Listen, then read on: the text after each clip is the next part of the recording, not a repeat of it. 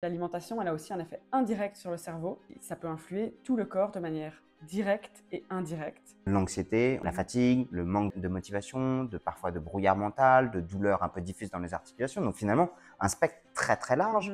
Notre mode de vie en général est devenu plutôt pro-inflammatoire. On ne bouge plus, on est sédentaire. Pour lui, le sucre ajouté, les aliments très riches en sucre ajouté, c'était addictif comme une drogue. Je commence à être persuadée qu'on peut devenir addict aujourd'hui à l'alimentation, à la malbouffe. Moi, il y a un truc que j'ai échoué, même si je sais que c'est excellent, je n'y arrive pas. Je te jure, ça me dégoûte, ça m'écœure. Changer du tout au tout mène toujours à un échec. Est-ce que je peux dire une alimentation ultra transformée peut me rendre anxieux? Quand j'écris des conseils de santé, je ne dis jamais Et salut, c'est Major Mouvement. Bienvenue dans cette nouvelle vidéo. Si jamais vous voulez comprendre le lien entre notre alimentation, notre cerveau et nos douleurs, cette vidéo est faite pour vous. Ce que va nous donner aujourd'hui Émilie, c'est une véritable masterclass, à la fois pour comprendre le fonctionnement de notre microbiome, du lien avec toutes les nouvelles études qu'on commence à comprendre aujourd'hui entre notre santé mentale, une potentielle addiction à la malbouffe, et savoir comment est-ce qu'on peut mettre en place des solutions concrètes pour s'en sortir. Émilie est hyper généreuse à la fois en explications et en conseils. J'aimerais que tout se passe bien aujourd'hui dans votre corps, dans votre tête et dans vos articulations. Mais si jamais ce n'est pas le cas, cette vidéo va énormément vous aider. Bienvenue dans cette nouvelle vidéo. C'est parti. Aujourd'hui, j'ai la chance de recevoir Émilie. Salut Émilie. Salut. Ça va? Ouais, et toi? Est-ce que tu peux te présenter pour les gens qui ne te connaissent pas? Alors, je m'appelle Émilie Stenbach, je suis neuroscientifique spécialisée en neuronutrition et j'ai réalisé un doctorat sur le microbiote intestinal. Je ne sais pas si on a le droit d'en parler au moment où on en parle, je ne sais pas, mais en ce moment, tu es en train de bosser sur un gros truc. Ouais. Tu l'as dit ou tu l'as pas dit encore? Je l'ai pas encore dit sur mes réseaux, mais j'accepte de le dire un peu off comme ça. Un peu off. Émilie, aujourd'hui, on va voir 3 choses principales. Parce que quand j'ai découvert ton travail, pour être tout à fait franc, c'était la première fois que j'entendais en français ce que je vois beaucoup sur les podcasts américains, dans les livres américains. Le lien un peu global qu'il y a entre ce qu'on mange, mais ce qui se passe aussi dans notre tête et ce qui se passe évidemment dans notre corps. Et aujourd'hui, tu es une des premières vraiment à parler en France, à expliquer ces phénomènes-là. Et je me rappelle, j'avais passé une annonce sur ma chaîne Instagram. Qu'est-ce que vous connaissez comme neuroscientifique français? Et en fait, c'est une filière qu'on n'a pas en France. C'est vrai. Donc, j'avais vraiment envie d'étudier l'impact de notre mode de vie sur le cerveau, pour des raisons personnelles et aussi par intérêt. Et j'ai dû, pendant 12 années d'études, créer un parcours qui n'existe ni en France ni en Belgique. Et ça m'a demandé de faire des études aux Pays-Bas, à Londres et à Paris. Tu m'as dit parfois sur ton parcours étudiant, déjà, donc toi, tu as fait tout un parcours étudiant sur les neurosciences, mais quand tu as voulu le lier à l'intestin, on t'a regardé bizarrement. Oui, parce qu'en fait, quand tu étudies les neurosciences, les personnes dans le domaine des neurosciences, mais c'est propre à chaque domaine de médecine, on étudie des aspects de la santé de manière isolée et on n'en parle pas ensemble. Et le cerveau, il est souvent considéré comme la petite boîte, l'organe majeur qui contrôle nos comportements, sauf qu'en fait, il interagit tout le temps avec d'autres organes, avec le mode de vie. Et ça, c'est vrai que quand j'ai annoncé à mes professeurs, à mes superviseurs, à chaque fois que je changeais de domaine d'études, ils étaient toujours étonnés. Quel est le lien vraiment entre ce qu'on mange et notre cerveau? Même pour des personnes dans le milieu médical et scientifique, c'était étonnant dans le domaine des neurosciences. Qu'est-ce que tu as appris rapidement? On va évidemment rentrer un peu plus dans les détails, mais des grandes lignes sur le lien entre ce qu'on mange et notre cerveau. J'ai appris que ce qu'on mange a un impact direct sur le cerveau. C'est-à-dire que dans l'alimentation, il y a des petites molécules qui vont être digérées directement après l'estomac et qui peuvent voyager jusqu'au cerveau et influencer par exemple l'équilibre chimique des petites molécules dans le cerveau. Donc par exemple influencer la synthèse de certains neurotransmetteurs, améliorer l'humeur ou pas, donner plus de motivation, ce genre de choses, ou permettre aux neurones de bien fonctionner. Ça peut être d'autres molécules, comme les acides gras oméga 3 dont on parle beaucoup. Et puis l'alimentation, elle a aussi un effet indirect sur le cerveau. Par exemple, par le microbiote intestinal. Donc, quand on mange des aliments, ils peuvent changer cet écosystème dont on va parler, je crois, et ça peut influer tout le corps de manière directe et indirecte. Et souvent, de manière indirecte, on parle d'inflammation. L'alimentation peut être pro-inflammatoire ou anti-inflammatoire, on parle de ça. Et donc, le microbiome intestinal peut avoir peut créer ou favoriser l'inflammation ou pas. Donc, on va aborder tout ça. Finalement, tu as dit 4 mots sur lesquels j'aimerais une définition si c'est OK pour toi. La première, finalement, tu as dit, c'est chimique. Parfois, on imagine le cerveau un peu comme un organe à part entière qui est juste de la matière et qui fonctionne comme il fonctionne. Toi, tu dis assez vite, en fait, il est le terrain d'un équilibre chimique qui peut être déséquilibré ou équilibré. Donc, je vais te donner un exemple que j'aime bien répéter parce que je sais que tout le monde a envie d'améliorer son humeur. Et souvent, les personnes savent ce que c'est qu'un neurotransmetteur ou une hormone du bonheur, comme la sérotonine, la dopamine, les endorphines. Eh bien, ces neurotransmetteurs, ils sont nourris par ce qu'on mange. J'essaie de faire très simple. Mais par exemple, la sérotonine, qui est souvent appelée neurotransmetteur du bien-être ou du bonheur, elle est synthétisée dans le cerveau à partir d'une petite molécule qu'on ne retrouve que dans l'alimentation qui s'appelle le tryptophane. Donc ça veut dire que, imagine tes neurones, ce sont des usines à faire des molécules qui permettent, des petits messagers qui permettent d'être heureux ou de s'endormir. Eh bien, au sein de ces petites usines, il faut l'ingrédient clé pour créer, par exemple, ce neurotransmetteur du bonheur. Donc, il faut un apport par l'assiette. Et ça, maintenant, on sait que on peut modifier la composition de l'assiette pour moduler l'humeur. Mais quasiment comme un médicament, en fait. Ouais. Alors, j'aime pas dire que l'alimentation est un médicament parce que dans certains cas, évidemment, dans certaines pathologies, l'alimentation n'est pas suffisante. Voilà. Pour moi, l'alimentation, c'est vraiment l'alimentation optimale ou un mode de vie optimal permet de prévenir des pathologies, des troubles de santé mentale. Donc, à la fois améliorer l'humeur pour des personnes comme nous qui sont en bonne santé, ou prévenir des pathologies, des vrais troubles comme la dépression et l'anxiété dont on parle très peu. Et souvent, on donne l'impression aux gens que c'est juste un trait de caractère, que ce sont des personnes qui n'ont pas la volonté de s'en sortir dans la vie, ou comme s'il n'y avait rien à faire. Or, l'alimentation joue un rôle majeur dans le développement de ce type de troubles. Pas toujours, mais dans une majorité des cas, l'alimentation joue un rôle. Et c'est pareil pour les maladies du cerveau ou cognitives, comme la plus grave et la plus fréquente, qui est la maladie d'Alzheimer. L'alimentation joue aussi un rôle dans le développement de cette pathologie. Souvent, tu cites en exemple, alors c'est sur des souris, mais un truc, moi, qui m'avait bluffé. On y reviendra après sur le microbiote, mais juste pour que les gens comprennent, quand tu dis il y a un lien direct, quand on remplace le microbiote de certaines souris, ça peut modifier leur humeur?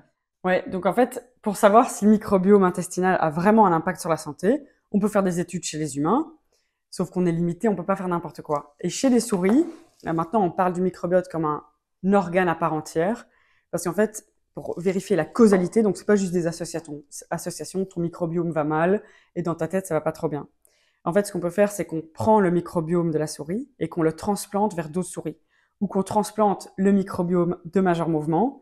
Disons que tu es en super bonne santé, tu es de bonne humeur, tu es beau, et on veut savoir, et mince, et musclé, on veut savoir si ton microbiome permet à des souris d'aller mieux. Imaginons, évidemment ça n'a pas été fait. Eh bien, on va transplanter ton microbiome vers des petites souris, et peut-être qu'on va voir un effet causal. Par exemple, elles vont perdre ou prendre du poids. Et ça a été fait sur des troubles visibles comme l'obésité, où on transplante le microbiome de jumeaux, un qui souffre d'obésité, l'autre qui est mince. On le transplante vers des souris. Alors, ils ont la même génétique, tu vois. Et puis, des souris peuvent devenir grosses ou rester minces. Et les mêmes types d'études sont faits avec des personnes qui souffrent de stress chronique, d'anxiété, de dépression. Quand on transplante leur microbiome intestinal vers des souris, elles peuvent développer de l'anxiété ou de la dépression. Donc, on commence à envisager, grâce à toi, Émilie, le champ total des possibles. Tout à l'heure, je t'avais demandé de revenir sur 3 mots. Le premier, c'est chimique. Le deuxième, on en a un peu parlé. Rapidement, le microbiome, ou qu'on appelle parfois microbiote. Est-ce que c'est la même chose, microbiome, microbiote? Oui, c'est la même chose. En tout cas, j'en suis quasiment sûre. Et dans ma thèse, j'avais écrit microbiota. Et mon professeur de thèse m'avait demandé de changer tous les microbiota en microbiome parce que c'est plus élégant. D'accord. C'est plus une question d'élégance. C'est un Ok. Ok. C'est quoi le microbiote ou le microbiome? Oui. Toute notre peau, tout notre corps est colonisé par des petits êtres invisibles à l'œil nu. Donc, on a un microbiome de la peau. On a un microbiome, par exemple, vaginal, et les femmes transmettent un microbiome vaginal à leur enfant quand ils naissent par voie basse.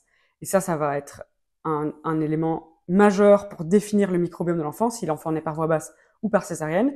Mais aussi, on a un microbiome intestinal. Donc, quand on parle de microbiome intestinal, c'est de la bouche jusqu'au côlon. Aujourd'hui, la plupart des recherches sont faites sur le microbiome de dernier segment de l'intestin, donc jusqu'à l'anus, les derniers segments du côlon.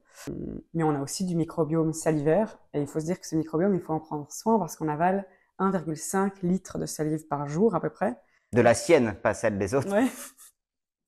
Et donc, si on n'a pas une bonne santé, par exemple, buccale, je pense qu'on peut dire ça comme ça, on peut favoriser l'apparition de certaines maladies, même des maladies mentales, à cause du microbiome salivaire. Et donc, on a un microbiome du début de la bouche jusqu'à la fin de l'anus. J'avais vu ça, alors ça, par contre, pour les sources, je pourrais pas vous les citer, mais quand j'étais étudiant en seconde, je me rappelle de ma prof d'histoire qui nous avait dit qu'on pouvait directement corréler l'état de santé d'une population en regardant son état de santé bucco-dentaire.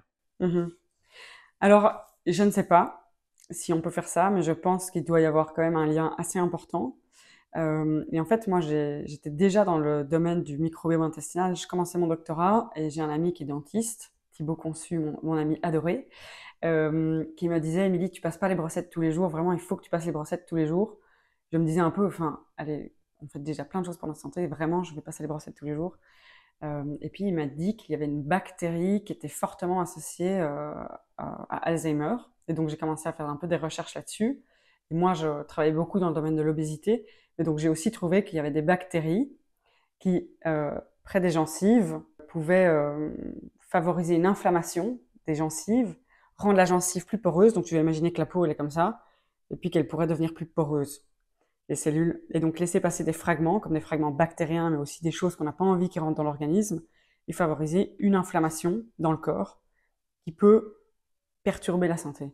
Donc il y a des bactéries et d'autres types de micro-organismes, comme des champignons, des levures, enfin voilà, il y a d'autres micro-organismes, et c'est vrai qu'il y a des bactéries qui sont gentilles, des bactéries qui sont moins gentilles, et en fait, si on veut connaître la santé de son microbiome intestinal, la définition majeure, ou je sais pas, la caractéristique majeure qui permet de dire qu'un microbiote intestinal est en bonne santé, c'est notamment la diversité. Donc il faut imaginer que tu as une grande forêt ou une population. Plus il y a de diversité, mieux c'est, dans la majorité des cas, pour notre santé. Donc on n'a pas envie d'avoir que des majeurs mouvements et des Émilies dans le ventre, on a envie d'avoir tout type de bactéries qui font tout type de fonctions pour bénéficier à notre santé. Si on garde la métaphore de ton usine, si j'ai que des mecs qui ont qu'un seul poste à l'usine, mon usine va pas forcément marcher. J'ai besoin de différents postes pour que ça fonctionne. Voilà. Une équipe de foot, ça marche? Une équipe de rugby? Si j'ai ça. que des ailiers ou que des demi-mêlées, ça va pas marcher. Ouais. Il me faut des premières lignes et des talonneurs. Alors certains d'entre vous découvrent cette vidéo grâce à ce QR code qui est dans mon livre. Si vous ne le savez pas, je viens de publier un 3e livre sur comment rester jeune, où je donne évidemment des indications sur comment protéger nos articulations, comment reprendre le sport, comment le sport et l'activité physique permet la croissance musculaire, que la croissance musculaire permet d'agir sur le cœur, sur le cerveau, sur le moral, sur la volonté, mais aussi sur la protection de certaines maladies. Mais parfois, on peut avoir des freins liés à la douleur articulaire. Et notamment, quand on vieillit, la douleur articulaire qui peut être répétée peut créer ce qu'on appelle une inflammation locale.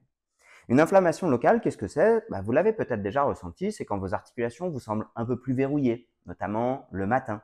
Ou quand vous essayez de bouger, eh bien certains mouvements ne sont plus accessibles et peuvent être inconfortables. Eh bien ça, c'est un frein majeur à la reprise de l'activité. C'est ce que j'explique dans mon livre, comment trouver la bonne quantité, la bonne qualité de mouvement pour pouvoir réintégrer du mouvement et avoir tous les bénéfices du mouvement sans avoir trop de douleur. Cependant, en poussant mes recherches, et c'est pour ça que je voulais inviter Émilie, je me suis rendu compte que le terreau alimentaire, ce qu'on met dans notre bouche, dans notre intestin, peut prédisposer à avoir plus d'inflammation que tu cites à bas grade dans nos articulations. Et donc, si jamais il y a quelqu'un qui bouge pas bien, ça peut être quelque part compensé par une bonne alimentation. Et si on a quelqu'un qui bouge bien, ça peut compenser quelque part une moins bonne alimentation. Mais l'idéal, une fois de plus, on est dans la vraie vie, c'est d'essayer de bien bouger et d'avoir une bonne alimentation. C'était donc la question la plus longue de la Terre. Émilie, c'est quoi une alimentation qui serait anti-inflammatoire? Je mets des guillemets parce qu'on parle d'inflammation à bas grade. C'est pas une alimentation qui va pouvoir lutter directement contre une pathologie inflammatoire systémique, comme l'endométriose, comme la polyarthrite rhumatoïde, mais plutôt comme des inflammations à bas grade. Donc, c'est quoi une alimentation anti-inflammatoire et c'est quoi une alimentation pro-inflammatoire? Tu as tout à fait raison que l'alimentation peut être anti ou pro-inflammatoire. Et en fait, dans notre mode de vie aujourd'hui, qui a complètement changé au cours des dernières centaines d'années, notre mode de vie en général est devenu plutôt pro-inflammatoire. On bouge plus, on est sédentaire. Ça, vraiment, ça peut favoriser l'inflammation. Il y a plein de facteurs, mais il y a aussi l'alimentation. Alors, on a parlé du microbiome intestinal, et je vais commencer par l'alimentation pro-inflammatoire.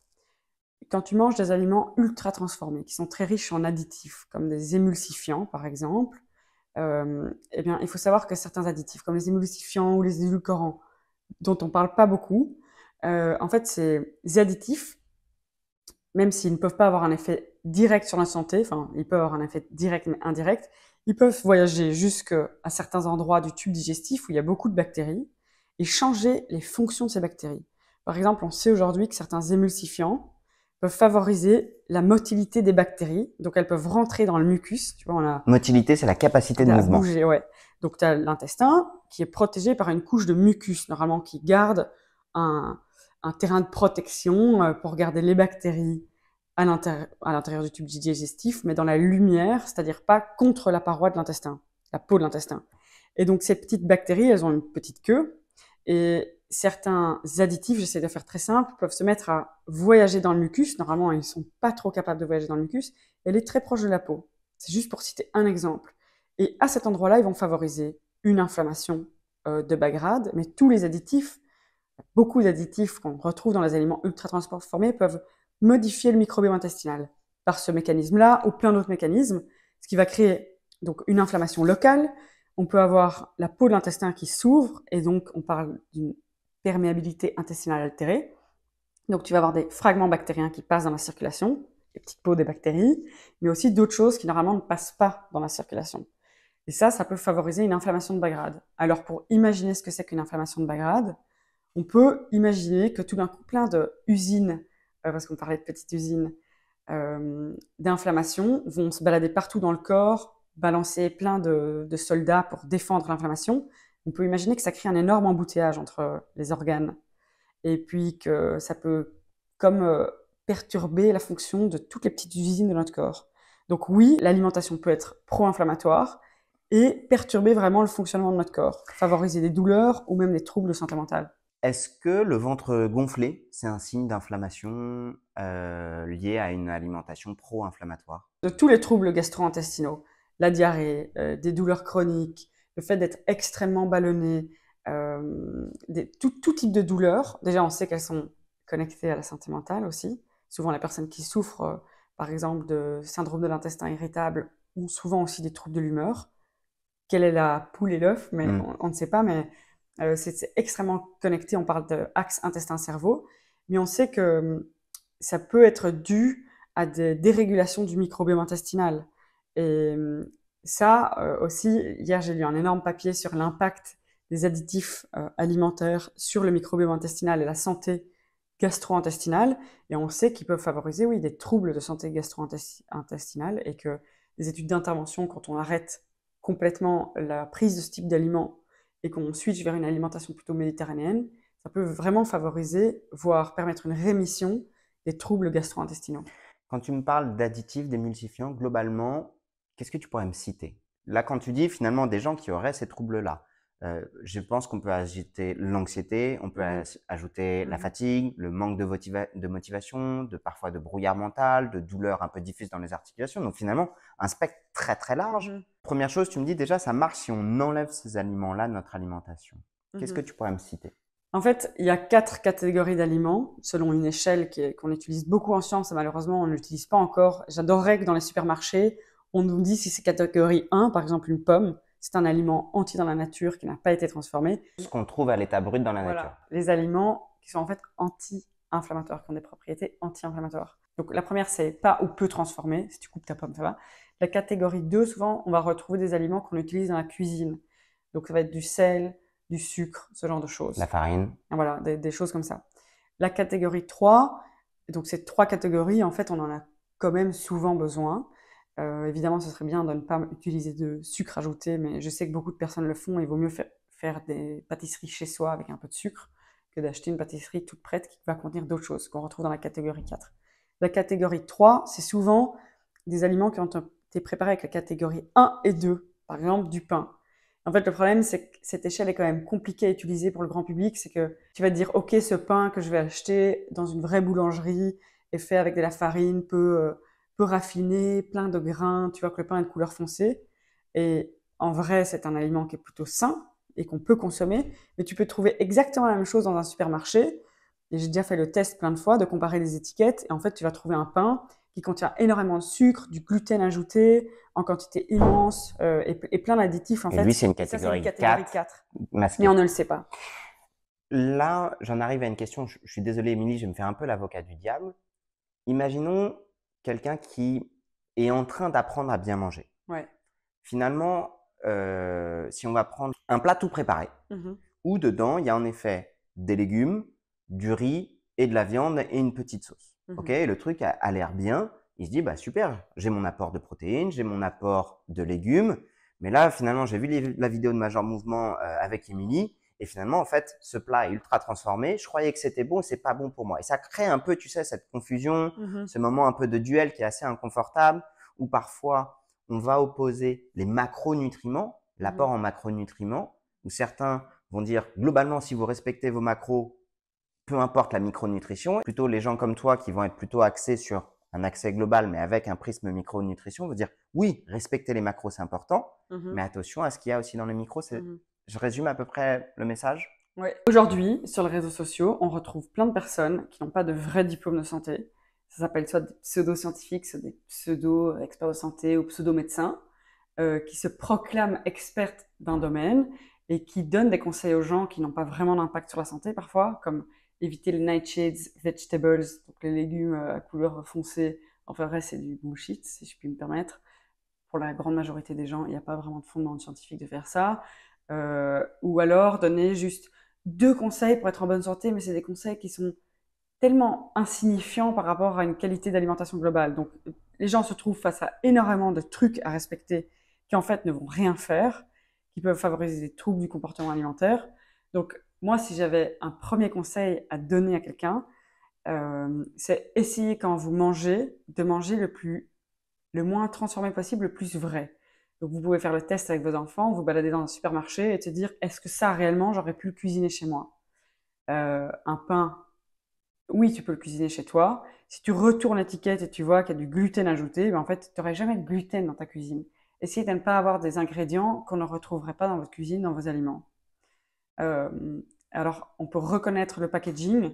Donc, ça va être des aliments qui sont souvent dans du plastique ou du métal, extrêmement marketés, très colorés, avec soit des claims de santé. Des revendications? Ouais, qui disent ça c'est particulièrement bon pour vous. Pourquoi est-ce qu'on a besoin de te vendre à tel point ce produit? Est-ce que vraiment c'est bon pour toi ou pour la personne qui le vend? Souvent, il y a du marketing aussi pour les enfants, tu vois, des cadeaux, des trucs dans les paquets, ou des revendications, comme tu dis, pour les adultes, très très riches en fibres, alors qu'en fait, c'est des céréales de petit déjeuner ultra transformées. Tout ce qui tient pendant des semaines aussi dans vos placards sans périmer, c'est aussi parfois douteux. Pas toujours, mais essayez de vous demander voilà, si ces aliments auraient pu vraiment être faits par votre grand-mère ou par vous ou pas. Est-ce que c'est, d'après toi, ces aliments de catégorie 4, des trucs à absolument bannir et c'est extrêmement dangereux? Ou est-ce que c'est une question de quantité? C'est certainement une question de quantité. Donc, quand j'écris des conseils de santé, je ne dis jamais zéro. Parce que les injonctions, les interdictions, je pense qu'elles sont réellement mauvaises. Ça m'arrive de manger des chips. Et quand il y a des chips à un apéro, je vais en manger peut-être plus que les autres parce que je vais passer un moment où je me laisse aller. Et j'aime même pas dire que je me laisse aller, c'est juste que, bah voilà, tout aliment, même très bon en quantité excessive, peut être dangereux. Si tu manges des épinards non-stop pendant 6 mois, tu pourrais tomber gravement malade, tu vois. Donc, c'est pas zéro. C'est essayer de changer le ratio. Donc, peut-être des petits conseils, c'est quand vous faites des courses, essayez, si vous n'aviez jamais de légumes ou de fruits frais, d'en ajouter un peu et essayez d'avoir plusieurs couleurs. J'ai un conseil que j'aime bien partager, mais je sais que c'est compliqué, c'est de manger 30 aliments d'origine végétale non transformés par semaine. Donc, c'est des fruits, des légumes, des graines, des oléagineux, qu'est-ce que j'aurais pu, des légumineuses et des céréales non transformées. Si on arrive, les épices aussi et les herbes fraîches. Si on arrive à augmenter la quantité d'aliments vrais, donc qui n'ont pas été transformés et du monde végétal, et qu'on mange de temps en temps des chips, non, c'est pas grave. Et je sais que oui, pour une grande majorité des gens, c'est compliqué de cuisiner soi-même.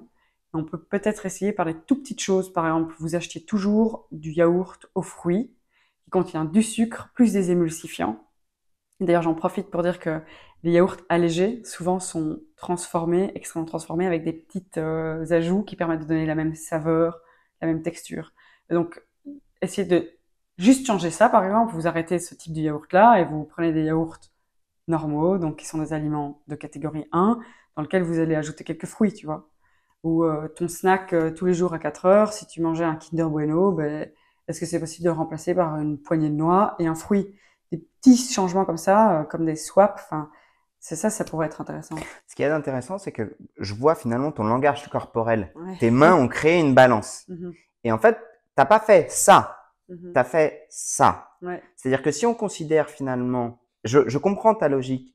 En fait, remplacer un Kinder Bueno qui est finalement pauvre en aliments et qui peut augmenter cette barrière intestinale, enfin cette porosité Mhm, intestinale et la motricité de certaines mauvaises bactéries, ok, on en mange un peu moins, on le remplace par quelque chose qui en termes de ouais. volume alimentaire peut être plus ou moins équivalent, Mhm, en termes de kilocal sera peut-être un peu meilleur, mhm, mais fondamentalement, par contre, pour le coup, va être plutôt anti-inflammatoire, c'est le thème de la vidéo, mais mhm, a tout un tas d'autres intérêts pour notre porosité, pour un bon fonctionnement de nos bactéries, pour mhm. euh, peut-être un lien entre notre santé mentale et notre santé digestive. Bref, en gros, une contrebalance. Et moi, c'est quelque chose qui Ouais. me plaît beaucoup dans ton discours.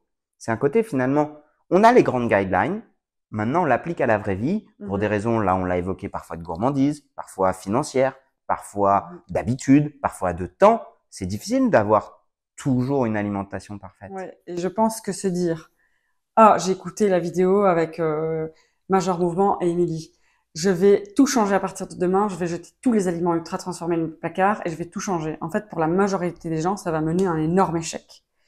Donc, les gens vont s'identifier à cet échec, ne pas réussir à maintenir l'alimentation. Moi, c'est pas du tout ce que je veux. J'ai envie que vraiment, on se dise, ok, mon petit déjeuner, c'est le moment où je mange vraiment que du sucre. Ça, c'est pas très bon pour la synthèse de dopamine. Euh, enfin, de bonne dopamine.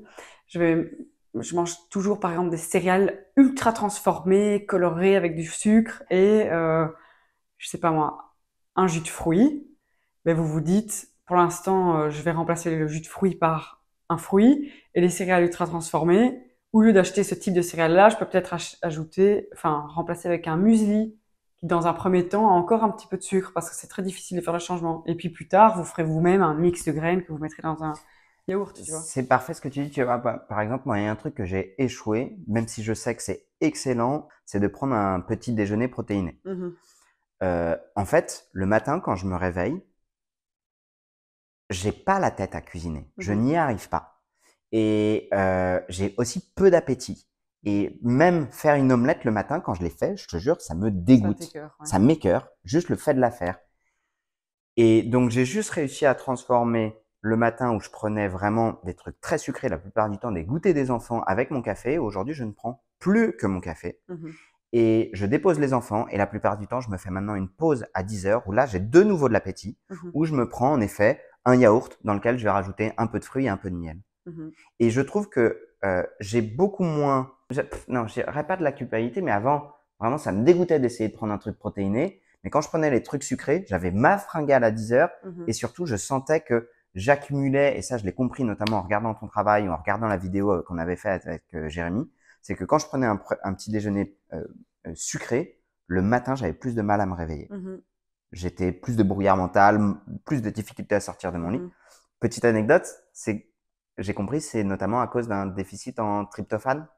Tyrosine. Tyrosine, je confonds toujours. Voilà. Le tryptophane, c'est le précurseur de la sérotonine qui est impliqué dans l'humeur, dans le contrôle de l'appétit et aussi dans l'endormissement. Plein d'autres choses. Et la tyrosine, on la retrouve aussi comme le tryptophane dans les protéines de l'alimentation. C'est le précurseur de la dopamine. Et le problème, c'est que ces deux acides aminés, on les retrouve tous les deux dans l'alimentation, mais dans les protéines, animales ou végétales, dans toutes les protéines animales, dans la plupart des protéines végétales. En fait, pour rentrer dans le cerveau, elles sont en compétition. Elles utilisent, c'est comme si tu disais qu'elles doivent prendre une voiture, et souvent la tyrosine rentre dans la voiture et laisse le tryptophane tout seul, j'en sais rien. Quand tu manges un petit déjeuner extrêmement protéiné, t'apportes beaucoup de tyrosine, qui peut permettre d'aider la synthèse de dopamine et de noradrénaline, deux neurotransmetteurs qui sont fondamentaux pour avoir la niaque, la motivation, des fonctions d'apprentissage et intellectuelles optimales et rester éveillé toute la matinée. Les protéines aussi sont essentielles pour la satiété, le sentiment de satiété, avec les fibres, donc c'est bien manger des fibres au petit déjeuner et des bons acides gras. Donc tu as ces deux petits ingrédients clés pour dans les usines du cerveau faire des neurotransmetteurs. Et souvent, donc c'est la tyrosine qui monte plus facilement vers le cerveau. Quand tu augmentes le taux de sucre dans le petit déjeuner, la tyrosine, elle va aller faire autre chose. Disons qu'elle va prendre un autre bus pour aller ailleurs. Et donc, tu favorises le transport du tryptophane vers le cerveau. Mais aussi, comme souvent, un petit déjeuner sucré élève très vite la glycémie et puis fait une rechute. Et que le cerveau a besoin de taux de carburant stable pour bien fonctionner. Quand tu fais ça, dans la partie où ça redescend de la glycémie, tu as une chute de l'humeur, enfin tu peux te sentir irritable, t'as faim comme un homme préhistorique, tu vois, il a besoin d'avoir la niaque pour aller combattre je sais pas quoi ou aller chercher à manger.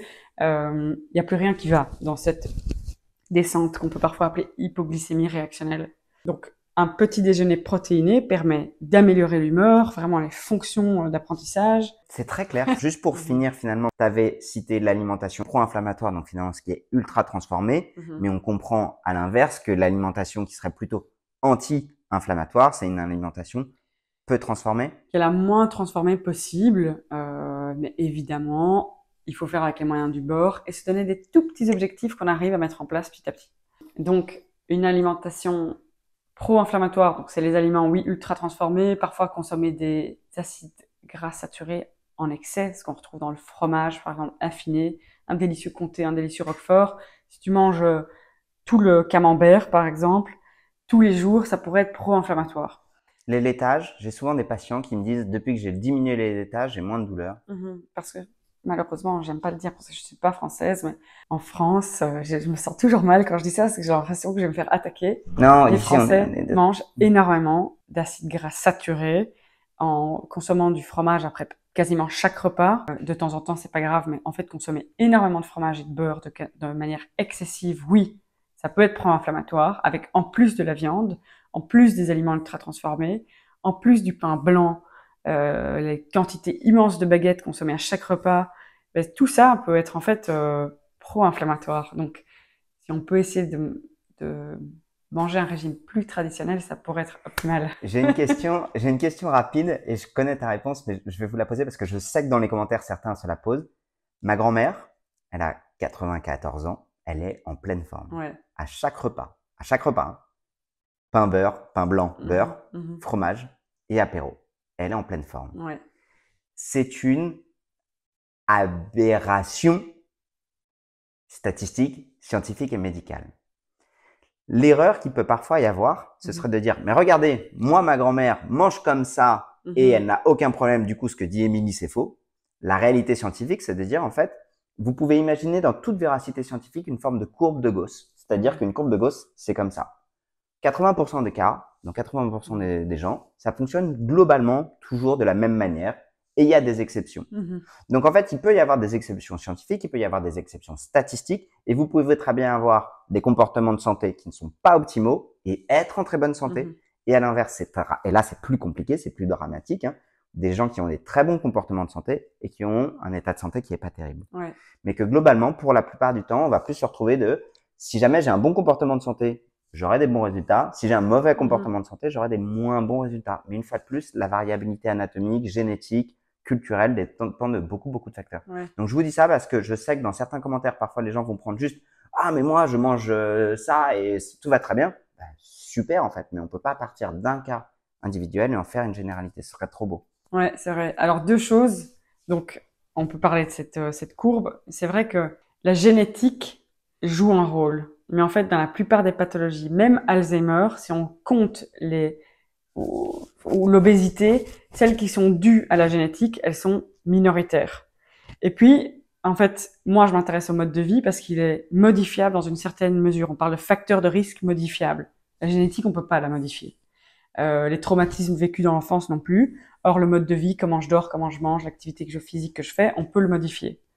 Et en fait, parfois aussi, peut-être ta grand-mère, elle consomme l'apéro, donc ça veut dire qu'elle picole. Ouais.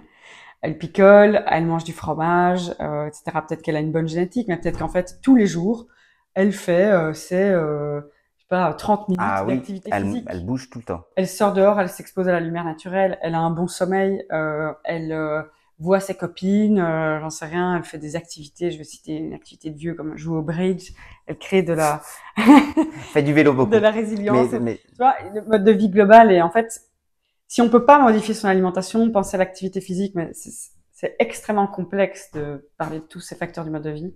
Donc voilà, peut-être qu'elle prend l'apéro et qu'elle mange beaucoup de fromage, mais peut-être qu'elle en mange pas tout le camembert et qu'en fait elle prend, je sais pas, des petites quantités raisonnables et qu'à côté de ça, depuis toujours, en fait, elle mange une alimentation qui est peu transformée, oui, qu'elle mange beaucoup de légumes, de fruits. alors tu as entièrement raison. Ouais, Et on garde finalement c'est cette idée de ça. balance en fait. Voilà. Tu parles de résilience, tu Mhm. parles finalement aussi de stimuler son cerveau pour faire des choses qu'on aime au travers du mouvement au niveau d'activité.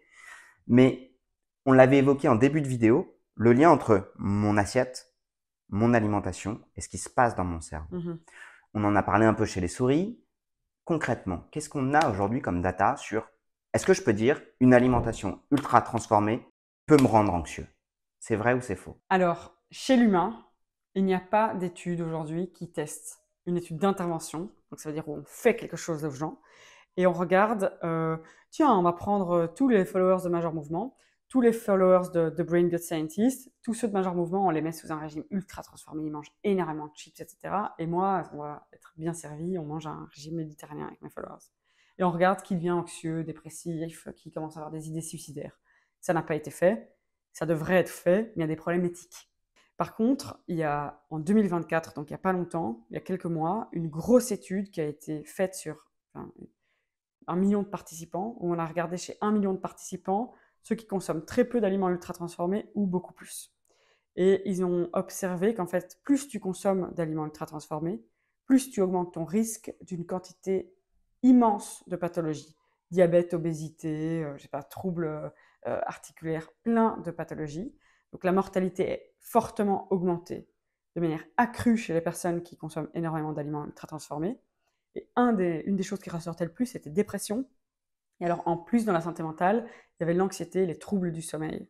Donc, on peut dire qu'on voit des associations très fortes. Et quand on prend une population immense comme ça, on contrôle d'autres variables. L'activité physique, le statut socio-économique, le niveau d'éducation. Parce qu'évidemment, souvent, les gens qui mangent moins d'aliments transformés ont souvent un statut socio-économique plus favorable.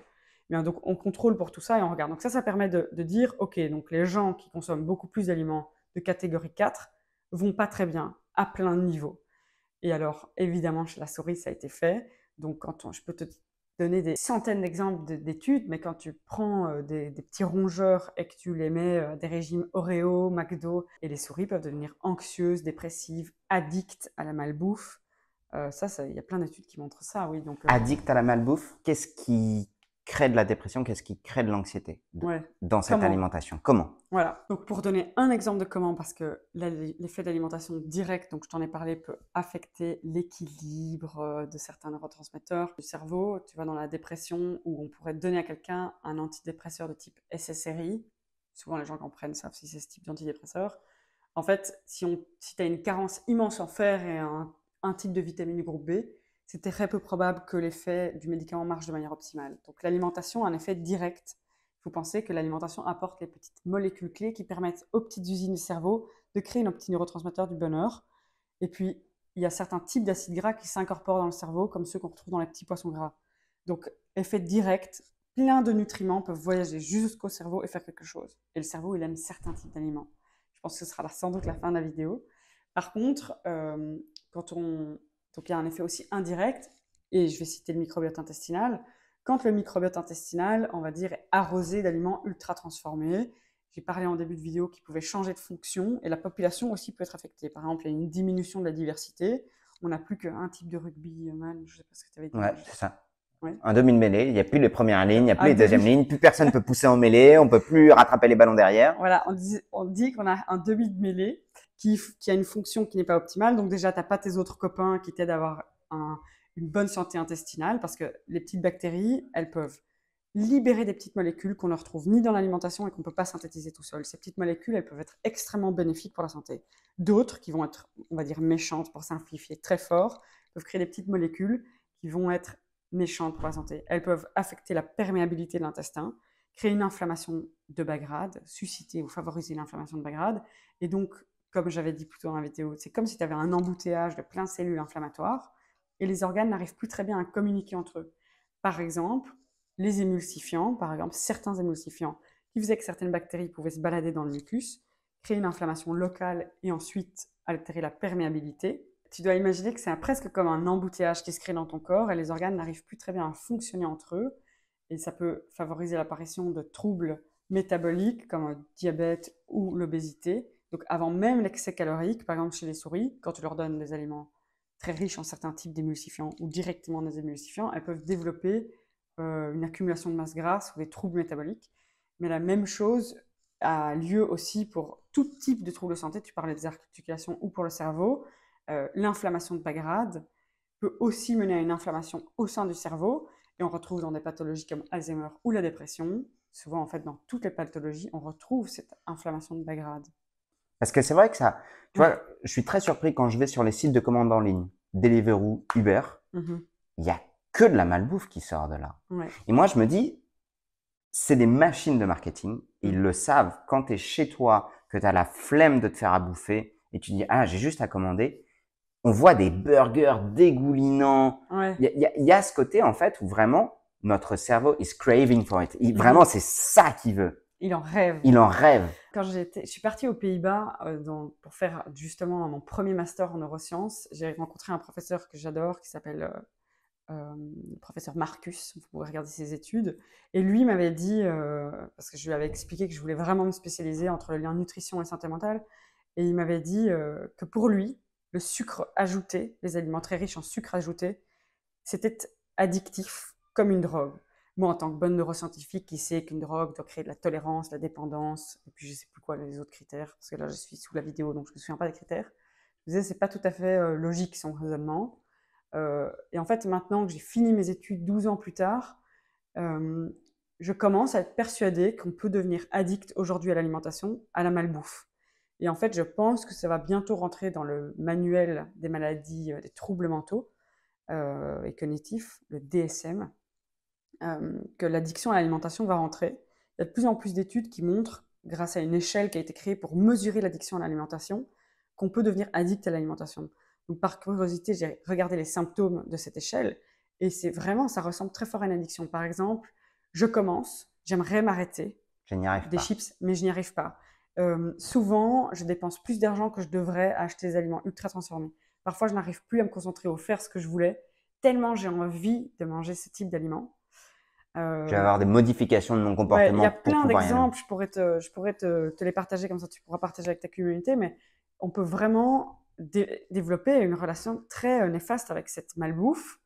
Et en fait, tu dis oui, il y a des gens qui créent des aliments ultra transformés, ça pareil, je me disais pas que des scientifiques comme moi, après 12 années d'études, allaient travailler pour, je vais pas citer de nom de grands groupes, mais pour faire des aliments irrésistibles. Irrésistibles, c'est-à-dire que quand tu passes devant et que tu les as déjà goûtés, tu te dis « Oh, mon petit paquet de chips que j'adore, triangulaire. » Vraiment, j'avais dit que je n'allais pas l'acheter, mais je l'achète, tu vois. Ou tous mes petits œufs de chocolat. Moi, tu sais que j'ai une astuce. Une astuce pour ça, c'est que je ne vais jamais faire les courses quand j'ai faim. Jamais quand tu as faim. Il faut avoir un repas extrêmement protéiné pour avoir un bon sentiment de satiété. Idéalement, 20 grammes de protéines par repas dans les 2 premiers repas de la journée. Enfin, ou le premier si on ne mange pas de petit déjeuner. C'est bien pour prévenir ça. Pour prévenir ça. Mais c'est vrai que c'est quelque chose que je vous invite à faire. Essayez une fois l'expérience de vous à vous.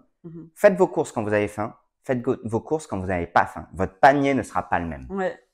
Et souvent, on peut aussi faire le tour du supermarché où il y a souvent tu vois, on va passer par la fromagerie, je sais pas, poissonnerie, les fruits et légumes. Et souvent, c'est quand tu rentres dans les intérieurs du labyrinthe du supermarché que là, tu vois tous les trucs. Moi, j'y passe plus. Et à la caisse. La caisse, parce que tu as résisté pendant tout ton parcours du combattant et puis tu arrives à la caisse et là, bam, tu as de nouveau tous les petits paquets de chips. En plus, tu te dis, c'est tout mignon. Juste ça. Qu'est-ce qu'on pourrait conseiller aux gens qui se retrouvent dans ça, dans cette anxiété, dans cette sensation d'addiction? Alors, quand on est addict à la malbouffe, si vraiment on en souffre, il faut consulter. C'est toute addiction, tout trouble du comportement, tout trouble de l'humeur ne va pas partir tout seul. Il faut consulter et prendre ça aussi sérieusement qu'une addiction. Si vous étiez addict à la cocaïne et que vous aviez une intervention de votre famille qui vous dit « fais quelque chose », C'est très d'aide. difficile de s'en sortir C'est très seul. difficile de s'en sortir seul et on cherche de l'aide. Il y a même des cures pour s'en sortir. Pour la malbouffe, c'est encore plus grave parce que tu te balades dans la rue, tu as des affiches partout, tu as des odeurs, tu as Deliveroo, comme tu dis, qui te balance plein de trucs. Donc, c'est extrêmement compliqué. Mais ce que je vous demande juste, c'est de commencer avec énormément de gentillesse. C'est pas du jour au lendemain, je mange plus d'aliments. Je sais pas, moi, par exemple, je mange plus de chips. J'en mange très peu, donc je m'en autorise, évidemment. Il faut essayer d'abord regarder tous les autres aliments où il y a beaucoup de sucre, de sel ou d'additifs et les réduire. Et ceux qui te procurent le plus de plaisir, tu les réduis pas tout de suite. Et puis peut-être tu vas te dire, je sais pas, je mangeais chaque jour un paquet de Doritos, je vais changer vers un paquet un peu moins sucré, un peu moins salé, qui crée moins de récompense. Et aller très doucement dans une diminution de ces aliments trop transformés vers des swaps de moins en moins transformés. Et aussi en termes de quantité. Mais changer du tout au tout mène toujours à un échec. Les yo-yo, les régimes yo-yo font qu'on devient de plus en plus gros, de plus en plus gras, donc il faut toujours éviter les régimes restrictifs comme ça. On s'était dit que cette vidéo, on allait la faire courte. Finalement, elle fait quasiment 1 heure. Mais de toute façon, je voulais t'inviter pour un épisode 2. Dites-le moi en commentaire si vous voulez qu'Émilie revienne pour un épisode 2, puisque on aura une autre actualité à traiter pour ton cas et ce sera un vrai plaisir pour moi de t'accueillir à nouveau. C'est vraiment hyper intéressant. Mais avant de finir cette vidéo, on a évoqué ce que c'est le microbiome. On a évoqué les potentielles douleurs articulaires liées à l'alimentation. Qu'est-ce qui les cause? Qu'est-ce qu'il y a dans notre assiette, dans notre panier? Comment ça joue sur le fonctionnement de notre cerveau, comment ça joue sur le fonctionnement de l'humeur dans notre cerveau et quelques questions subsidiaires.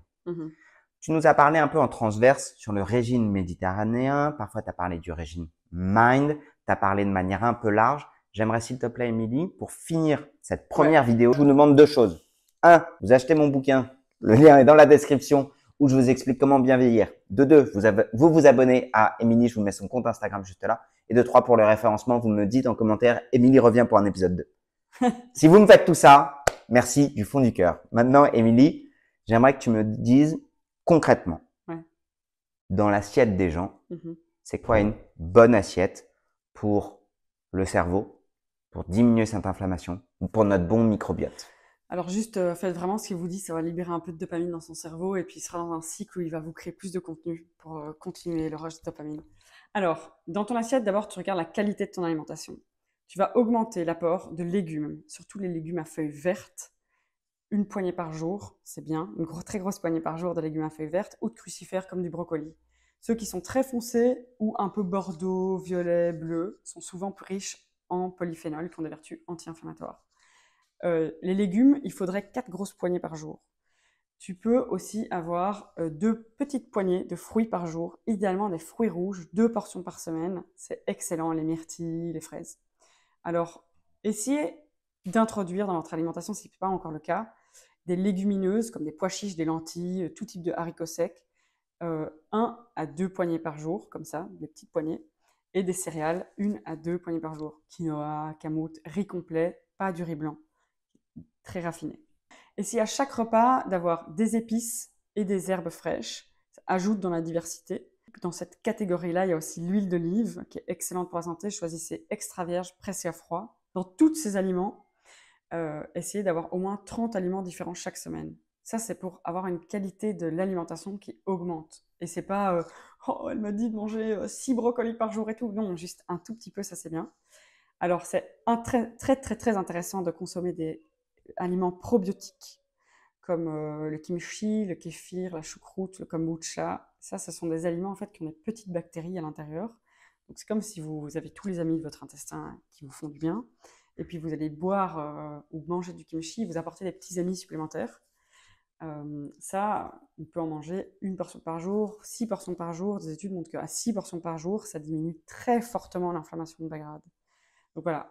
Si on n'aime pas le kombucha, c'est normal que ça fasse péter le kombucha? Je sais pas si ça peut péter. C'est pour un ami. Mais c'est pour un ami. Sans doute que c'est le côté pétillant qui fait ça. Ou alors les petits amis ne sont pas encore habitués. Je répondrai en commentaire. Si je trouve quelque chose à ce sujet-là, je ferai un commentaire moi aussi sous ta vidéo pour voir si ça fait péter. On le rappelle, Émilie, ce que tu dis, c'est des grands conseils, pas de « oh, j'y arrive pas » de flagellation. Non. On essaye. Voilà. Commencez par un super aliment par semaine, Commencez puis par 2. un et puis augmentez progressivement. Si un jour vous n'avez pas votre poignée de, je sais pas, pouces d'épinards, c'est vraiment pas grave. C'est pour essayer de donner des exemples parce que souvent les gens disent oui, elle nous a dit de manger méditerranéen, mais j'ai pas d'exemple. Donc essayez de manger certains de ces aliments. Si vous arrivez à manger, si vous en mangez 10 par exemple, ben, essayez de monter à 11 par semaine, la semaine d'après 12, etc. Donc ça c'est pour augmenter et nourrir le microbiote intestinal qui se nourrit de fibres, de polyphénols, enfin, c'est des aliments prébiotiques. Ensuite, on essaye de manger des petits poissons gras 2 fois par semaine, sardines, harengs, maquereaux, truites, de temps en temps du saumon. On évite les poissons, je pourrais te mettre un petit graphe ici. Vas-y, on voit les petits graphes ici. Ou là, avec les aliments, les petits poissons qui sont très riches en EPA et DHA, le gras qui fait le cerveau, versus ceux qui sont trop contaminés en mercure et pas intéressants pour ce type d'acide gras. Tout ce qui est du règne animal, c'est pas mauvais d'en manger, surtout pour les femmes qui sont souvent carencées en fer parce qu'on perd du sang chaque mois quand on est une femme toujours menstruée. Donc la viande rouge 1 fois par semaine, 100 grammes, excellente idée pour une femme, pour un homme non. Pour la planète, ce serait bien que les hommes nous laissent la viande rouge d'ailleurs, parce que souvent les mecs ont une ferritine assez élevée, un taux de fer dans le sang élevé. Des petites viandes blanches comme du poulet 2 fois par semaine, c'est une bonne idée. Des œufs 1 par jour, 6 par semaine à peu près, c'est une bonne idée. Si on mange plus d'œufs, c'est mauvais? Alors c'est comme ça, si tu manges à chaque repas un steak, plus de l'œuf, plus tu finis avec du camembert, ça fait beaucoup d'acides gras saturés. L'œuf, on dit qu'il faut en manger 6 par semaine parce que dans des études, on a vu qu'en manger de manière excessive, c'est beaucoup. Mais moi, tous les jours, je mange mon premier repas vers 11-12 heures, j'ai un œuf. Souvent, pour l'instant, je mets une viande, donc un boudin noir 1 fois par semaine, parce que j'ai fait un énorme bilan sanguin et je me suis rendu compte que ma ferritine est bien, mais elle est un peu basse. Ou un blanc de poulet, et genre j'ai 2 jours par semaine qui sont végétariens total. Et le soir, je mange jamais de viande, entre autres pour nourrir ma sérotonine. Voilà, donc je pense que j'ai donné pas mal d'exemples, mais on réduit les aliments ultra transformés. Non, c'est Les très chips, clair. les sucreries, tout ça qu'on adore. Merci beaucoup, Émilie. C'était hyper clair. J'espère que ça vous a plu. Une fois de plus, tu reviendras me voir dans un épisode avec, pour le coup, plein de nouvelles idées. Ouais. Des assiettes qui vont nous aider à nous sentir mieux. C'était hyper complet. Merci beaucoup, Émilie. C'était à titre personnel passionnant. Quand j'ai écrit mon bouquin, j'ai fait les 7 chapitres sur mon champ de compétences. L'articulaire, le mental, la douleur chronique, les muscles, tous les bénéfices de tout ça. Et ça me semblait être un non-sens de pas parler de l'alimentation, parce que l'alimentation est vraiment un des piliers majeurs de comment se sentir bien dans son corps et comment bien vieillir. J'ai fait appel à toi parce que j'ai vu tellement de data des US, je me disais c'est dingue de pas avoir ça en France, et nos chemins se sont croisés. Pour information, au moment où on tourne ça, on est tous les deux en vacances. Ouais. On tourne ça fin juillet, et donc excusez-nous si jamais vous avez pu avoir des bruits occasionnels d'enfants de passage. Vraiment, on est juste avant de passer à l'heure du déjeuner, on s'était dit on a envie d'enregistrer ça, c'est vraiment pour vous qu'on le fait. Donc si jamais vous avez vu des petits trucs, vous nous comprendrez. Mais ça nous tenait à cœur. Merci beaucoup d'avoir regardé cette vidéo. Émilie, merci beaucoup. Une fois de plus, je vous invite à la suivre. Si jamais vous voulez comprendre les 8 piliers pour pouvoir bien vieillir, pour pouvoir vous sentir bien dans votre corps, si jamais vous avez des douleurs articulaires, que vous voulez reprendre le sport, si jamais vous souffrez de douleurs chroniques, que vous voulez savoir ce qui se passe dans votre cerveau, pour pouvoir vous en sortir, une fois de plus, tout est dans mon livre. Le lien est dans la description. Merci beaucoup d'avoir pensé à moi, et n'oubliez pas de commenter pour la dopamine de Grégoire. Merci, à la prochaine, ciao. Si jamais cette vidéo vous a plu, vous pouvez regarder celle-ci avec Jérémy, où on parlait du lien entre la fatigue, la motivation et l'alimentation, et celle-ci avec Stéphane, où on parlait du stress et de la respiration. À très bientôt, bye bye.